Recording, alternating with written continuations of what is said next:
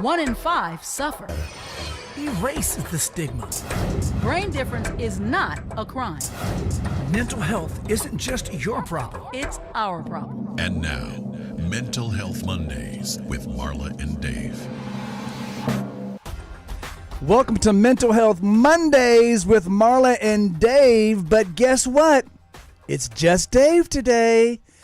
We want to wish Marla, warm, loving thoughts, positive thoughts, because she's down in Florida doing some pretty hard work, taking care of some properties, but she's doing a great job. And it just so happens, well, before I get to that, I want to remind you guys to text the word GIVE, G-I-V-E, to 818-698-1021 and support our $1 Today Keeps the Stigma Away campaign.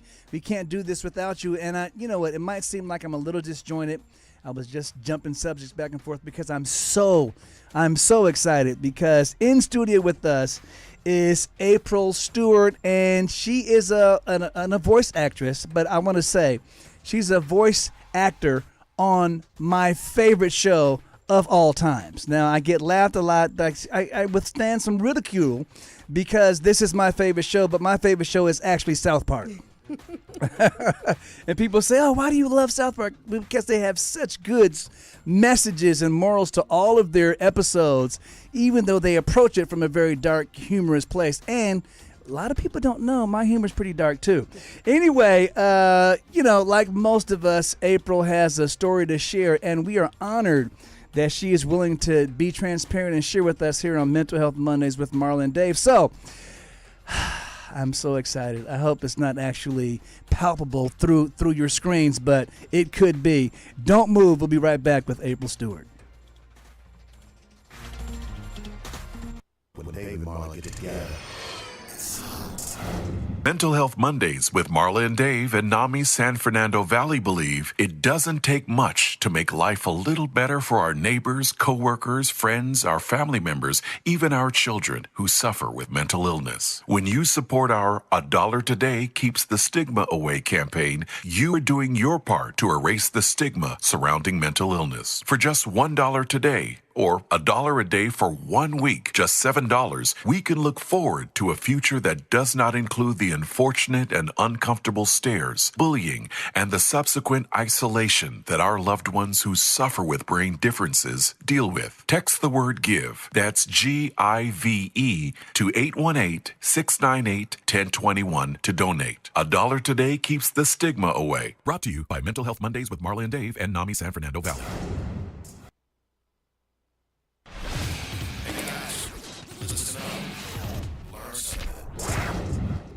All right, like I said, we have in studio April Stewart. And April, yes, you do deserve a round of applause.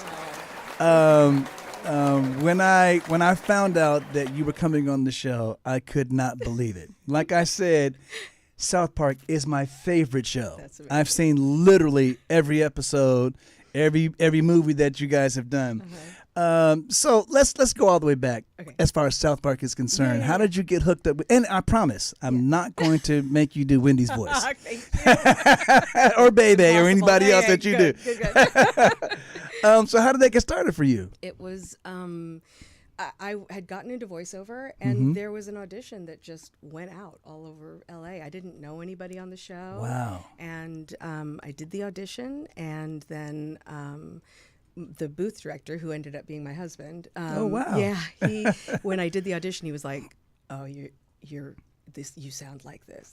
He got me kind of excited about it. Yeah. And then I got a call from my agent, and she said, "You've got a call back." And so I went to the callback, and it was for the producer. And as she was walking me out, she was like, "So when we are in production, you can't travel. Are you okay with that?" And I was like, "Why is she asking me this?" Is this a real gig? Yes. So then I got the call maybe a week later. Now you had been acting all along, though, correct? Yeah, I mean, I studied stage, and I came to LA for on camera, but that didn't pan out too well. So I got involved with voiceover. Yeah, our youngest daughter just went out. She was with the agency when she was younger, and she was the only kid at 4 years old who can actually read. Oh, wow. So she was just working nonstop. Yeah. Finally, when she got to about 7th grade, she was like, "Mom, I don't want to work anymore. I've been working, I feel like my whole life," and which is actually ironically kind of true. Yeah.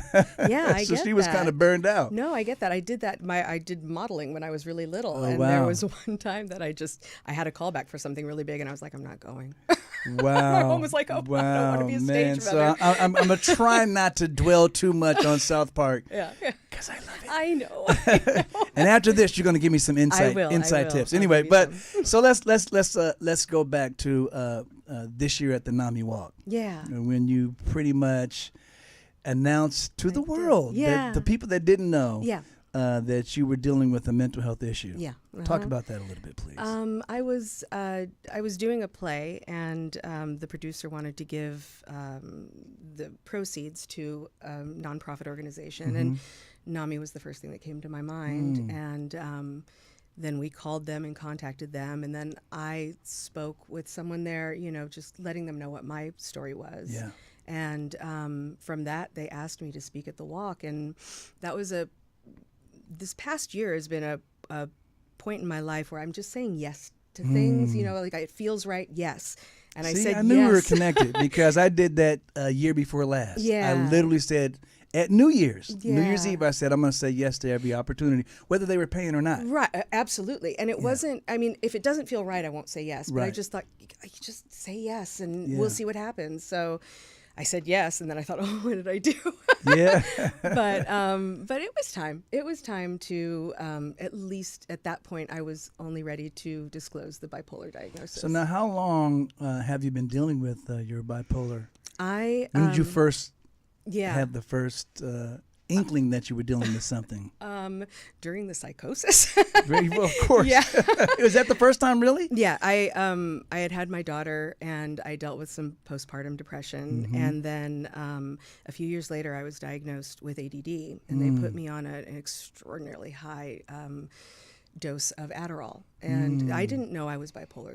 I had depression when I was younger, but there was Normal teenage I had stuff, as far as you were the switch concerned. was in me, but it hadn't been flipped yet. Hadn't been triggered, yeah. So And that's a great way of putting it. Yeah. Most people don't realize that. yeah, it was there. Yeah. But and so there was a perfect storm of stressors that happened, and with the Adderall throwing me into really extreme mania. Yeah.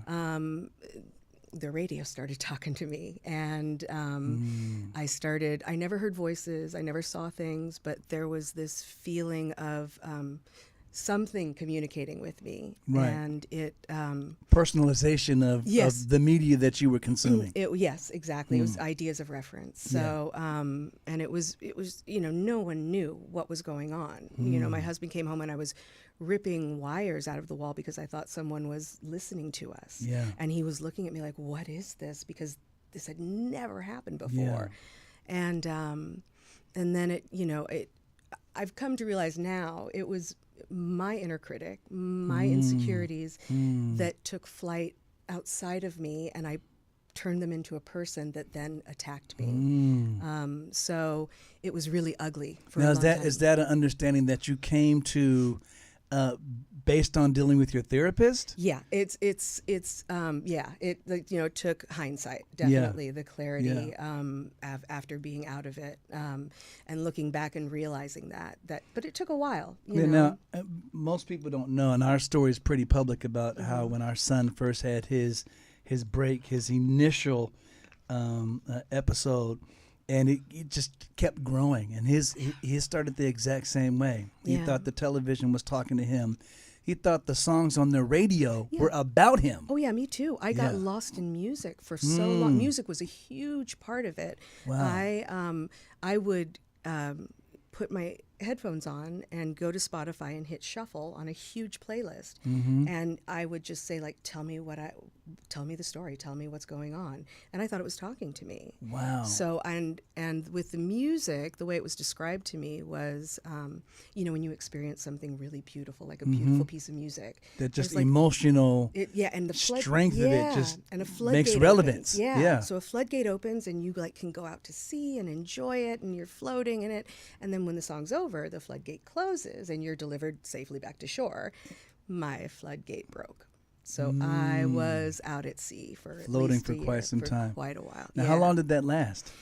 The initial one, because we didn't know what was going on. Yeah, I mean, trust me. Our son experienced a very similar situation. It was, I'd say a year before it really started to get under control. It got super ugly, really ugly to the point where I thought someone was gonna come and kidnap my daughter. And the voices that I perceived through songs, through whatever media, Whether you want to say voices, the messaging that you were getting, exactly. I would, it was you're a horrible mother. You're stupid.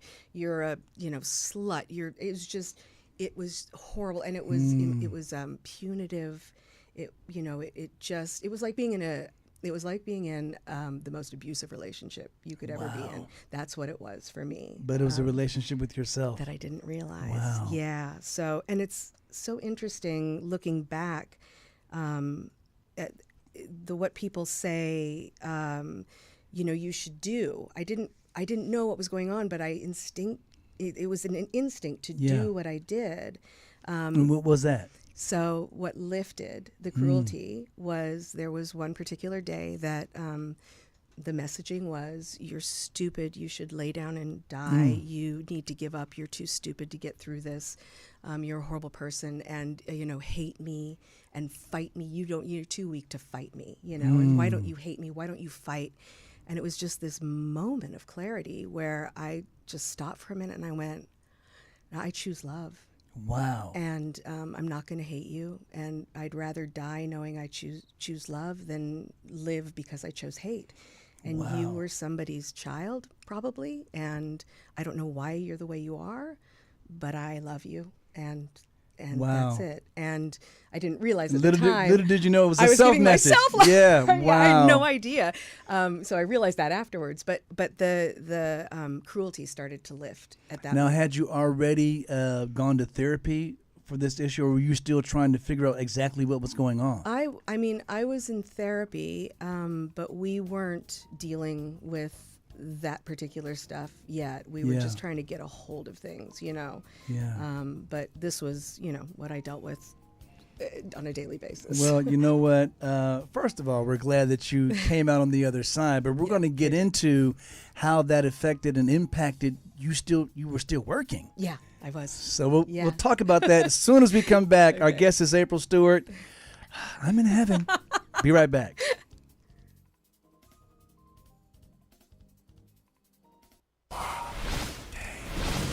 It's time for the Mental Health Minute with Marla and Dave. Many people believe there is nothing that they can do for a person struggling with a mental health issue. In fact, according to mentalhealth.gov, friends and loved ones can make a big difference. Only 44% of adults with a diagnosable mental health issue and less than 20% of children and adolescents receive the treatment that they need. Friends and family can be important influences to help someone get the treatment and services they need by doing some of these things that we can suggest. Reaching out and letting them know you are available to help. Helping them access mental health services if they need a ride. Learning and sharing the facts about mental health, especially if you hear something that isn't true. Treating them with respect, just as you would anyone else. Refusing to define them by their diagnosis, that is a big one, or using labels such as crazy.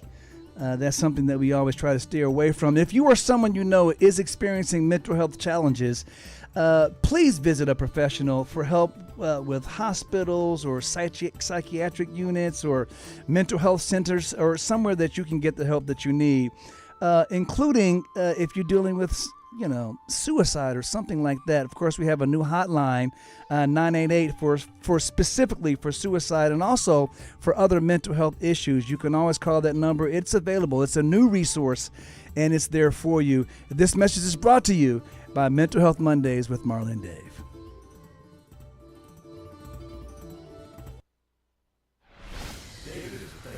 I never do anything without thinking about it first. Marla is a feeler.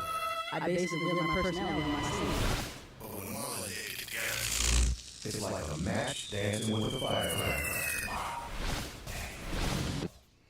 All right, we are back as promised, and we're having a good time, but that doesn't really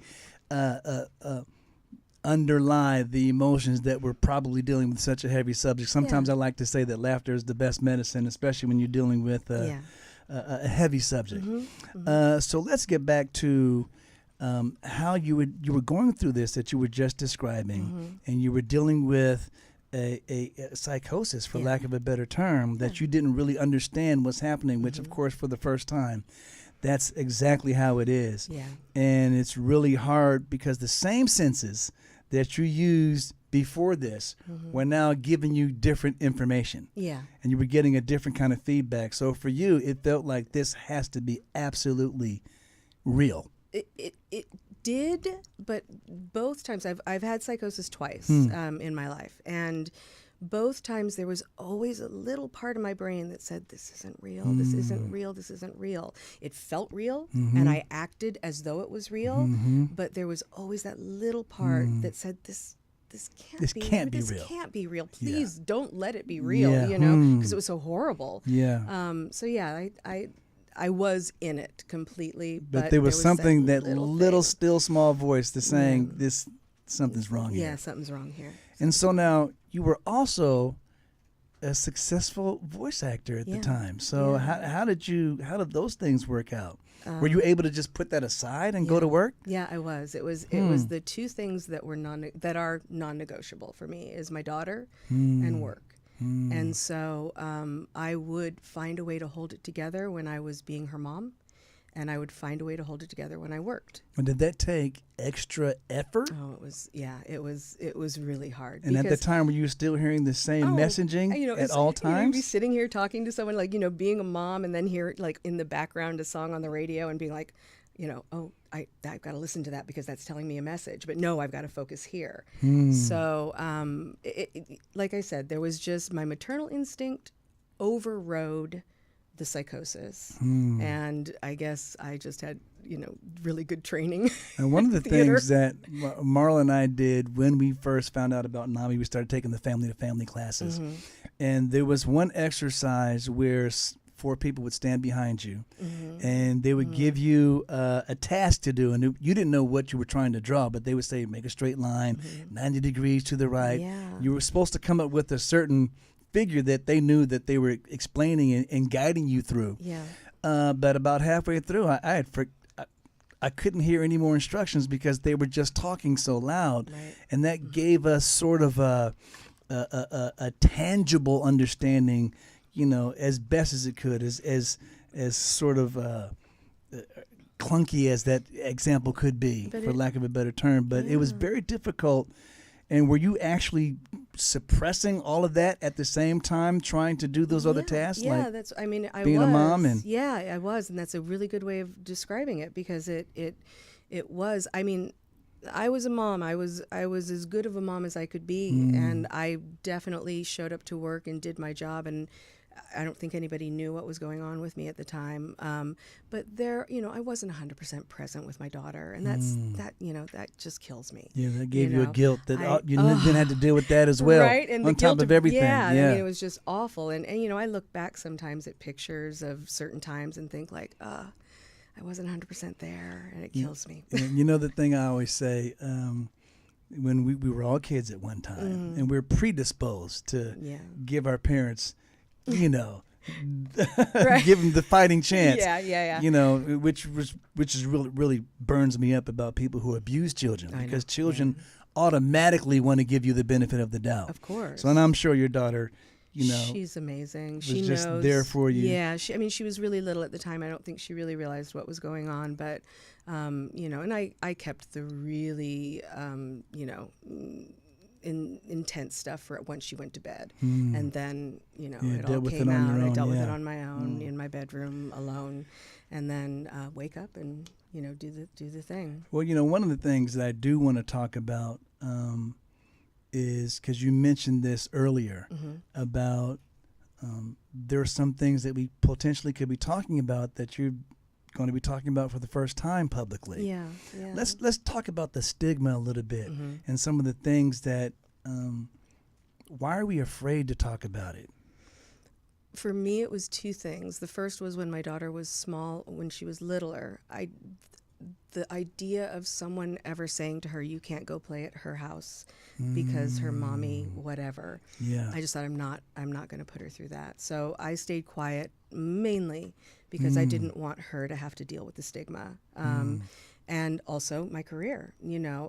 I needed to wait until I had a certain amount of time behind my my stability to be able, and clarity, to be able to talk about this in a way that people can look at me and go, she's it's April, she's she's okay, we know her, we know her, she's and really at this point, if someone doesn't want to give me a job because of that, there's nothing I can do about it. They're lost, and there's nothing I can do about it, but what I can do is I can help other people, and that's gotten to be more important in my life. And that we appreciate that so much. I first have to say that, get that out the way. Thank you.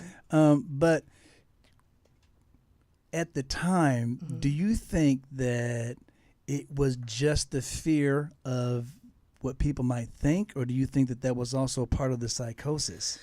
Or dealing with, those negative feelings. So actually, that's a really good point. I always want to stay really humble with this. I don't ever want to come across as like the phoenix rising from the ashes, because that's not the case.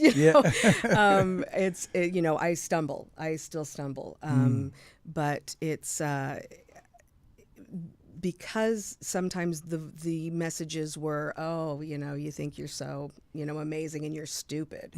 I didn't want to put myself in a position where it could be turned on me. So I needed also to make sure that I was stable, so that if there was one point where my Twitter feed, if people were angry on my Twitter feed, it was about me. Oh yeah. And I needed to make sure that I'm at a point where people could be blowing up my Twitter feed and it's not about me. And I'm stable enough in that. And just so for people who might be dealing with a similar experience, how long did that take for you to realize that you can have these feelings and these thoughts and then say that those things don't actually define me?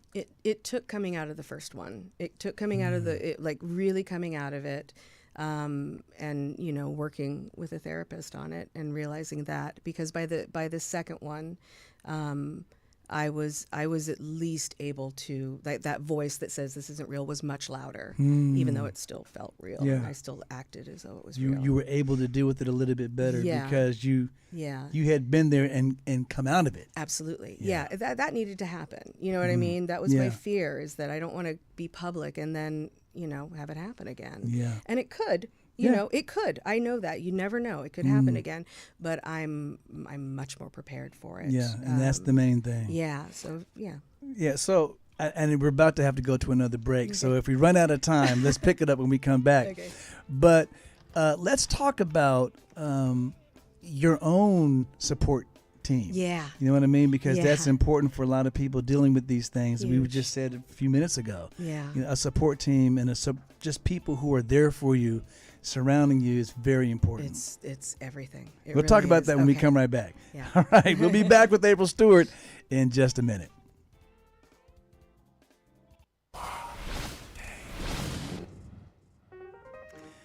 Okay, so usually Marla is doing some type of little dance here, and the dancing has evolved because we've always done a poll question, a segment on all of our shows that we've ever done, and Marla is a great pole dancer.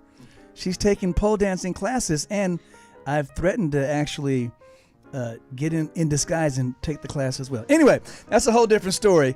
But April, Yes. you're not going to sit by idly during this segment. All So we're right. going to ask some questions. Okay. And last week we asked, what is the most difficult mental illness to treat?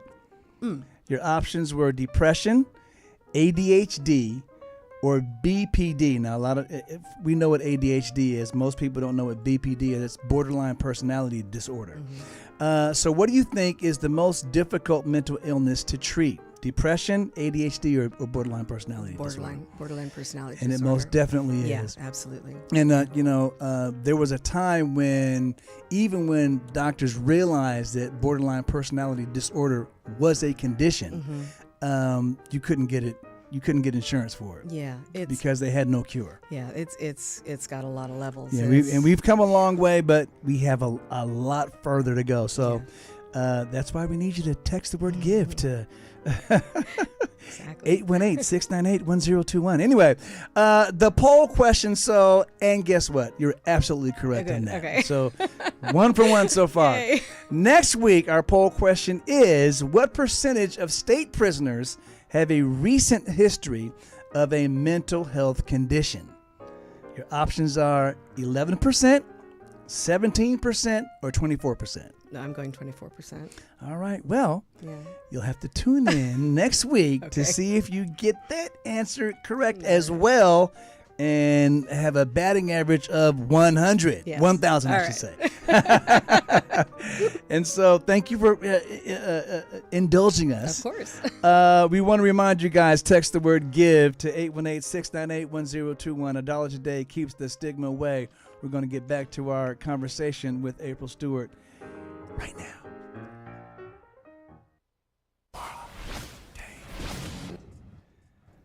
All right.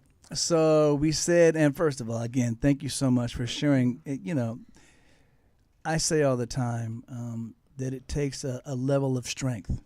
And I would assume that it also takes a level of my need to help outweighs my need to protect myself. Yes. And once you get there, Yeah. so much good can happen. I've seen it. I've had conversations with people and I've seen it, Hmm. and it's like, okay, yeah, I need to do this. All right. So now you've mentioned that your daughter is one of your main mainstays of your support Yes. crew. Is there anyone else? Oh yeah, I've surrounded myself Okay. with people who know everything. Who my husband is. He's the rock. He's the rock. I love that. And I have some really close female friends that are the same. But the first time it happened, my husband didn't know what was going on, and he stuck with it. And I came to him during the second one, and he knew exactly how to handle it. Yeah. Exactly how to handle it. Yeah. And did that give you a feeling of a little bit more security? Absolutely, because again, what happened both times was the fear that someone was going to hurt my daughter, and so that made me feel like I can't go to sleep. I have to figure this out. I need to And that save lack her. of sleep only made it worse. 3 days of no sleep just Wow. kept going and Yeah. going. And I was talking to this woman who's a soul sister. She's my soul sister, and she said, I need you to go talk to him right now and tell him what's going on. And so I sat down on the couch and I said, okay, it's happening again. Yeah. And I know it's not real, but it feels real. And I'm afraid someone's going to come and hurt you and hurt our daughter and hurt my mom. And I need to stay awake. And this time he looked at me and he said, I know you're afraid. I know you're scared. And I've got this. And you can go to sleep. And I will protect her. I'm going to protect everyone in this house. So whatever happens, they are protected. I And love you that. can now go to sleep. I love that. And it was just, he didn't deny right. what I was Validated feeling, your feelings. but he didn't buy into it. He didn't Exactly. push it further. He just knew. And I was able to go to sleep. And Wow. oh, boy, did I need that. Wow. So yeah, he's amazing. Everyone I know knows about it. And So now, do you, for instance, do you empower them to the point of, if my feeling about reality is this, and your feeling about reality is different, that I now give you permission to say something is going on. Absolutely. And then do you automatically feel like it's okay to take their perspective, or do you still slightly hold on to your own? When I feel like, if I start to feel shaky, I will let people know immediately. Like, I'm getting shaky. I'll say, do I seem manic to you? I'll ask them. We'll talk about it. We'll talk about it, because that's the thing also about, bipolar is mania can also just be happy. Yeah. And sometimes I have a hard time distinguishing, am I just happy or am I manic? Our son told us one time that he was most creative as he's heading toward mania. Right. And there's like about 6 or 7 days in there where he's unstoppable. Sure, and that's absolutely true. I've experienced that, but it also comes with delusions of grandeur. So exactly. I can think I'm being brilliant, and then look back after it all and go, "What was that?"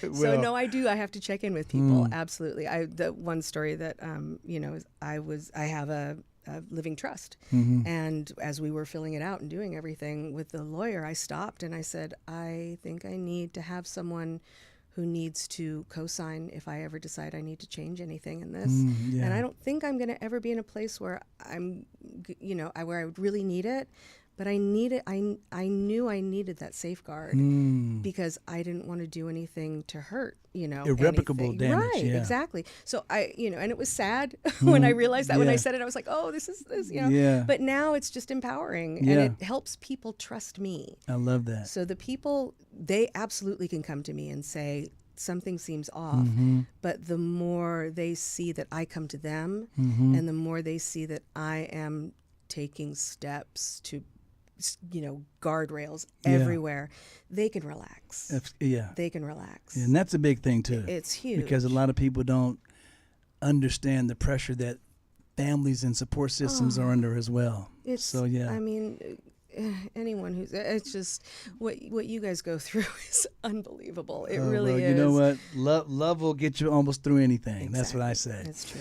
So April, unfortunately, as usual, we're running out of time. What is your final message for us today? Oh wow, no pressure. No pressure. We didn't talk too much about the bipolar aspect, and I'm bipolar too, and which means I deal with depression more than I do mania. Yeah. And the one thing that I think, I've been on the roller coaster enough times to know that when you're in the depths, your brain will say it's never going to be better. It's always going to be this way, and people would be better off without you.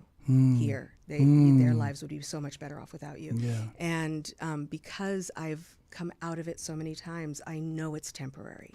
I can tell you from my experience it's temporary, so that even when that voice is hitting me, I can still say, no, this is temporary. I'm going to just wait this out. I love that. So, but that's because I've had it a few times, and I think the people who are just starting to deal with it, I think that if they don't have that knowledge that this is no matter what your brain tells you, this is temporary. Yeah, the sun will rise again tomorrow. It's the gray will go away and the colors will come back. I promise.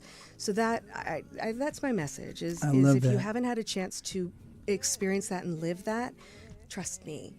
And well, you know this what? Until you have it, yeah. And because of your willingness to share so transparently, it also helps us trust you even more. Thank you so much. Thank you. And we wish you only the best, and keep making those South Park episodes to keep me going. Okay, I got you. That's Don't a deal. I'll take care of it. There you go. Our you. guest has been April Stewart. We will see you guys next week for another great show. Mental Health Mondays with Marla and Dave. See you next week.